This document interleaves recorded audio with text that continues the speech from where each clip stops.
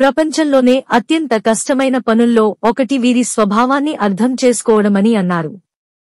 అయితే కొన్ని అలవాట్ల ద్వారా స్త్రీల స్వభావాన్ని, వ్యక్తిత్వాన్ని అంచనా వేయొచ్చని చెప్పారు.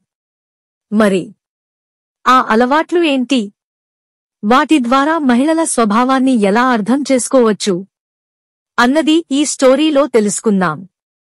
దైవ చింతనతో ఉంటూ భక్తిభావంతో మెలిగే స్త్రీలు ప్రశాంతమైన మనస్సుతో ఉంటారని పేర్కొన్నారు. ఇటువంటి మహిళలు అనుకున్న లక్ష్యం సాధించడానికి, విజయాలను అందుకోవడానికి ఏకాగ్రతతో ఉంటారని తెలిపారు.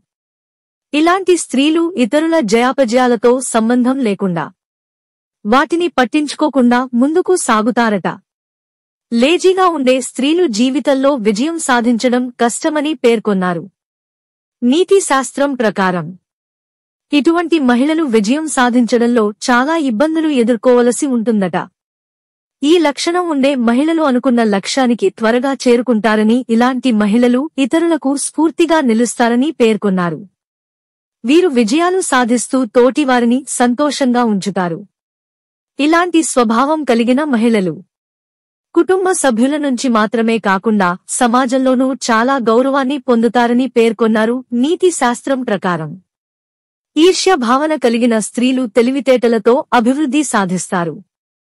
ఇతరులతో పోటీపడి గెలుపు బాటలో పయనిస్తారు.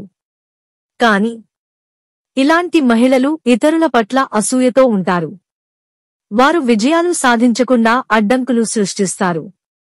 పక్కనే ఉంటూ గోతులు తవ్వేందుకు చూస్తుంటారు. కాబట్టి ఇలాంటి స్త్రీలను ఎప్పుడూ నమ్మవద్దని సూచించారు.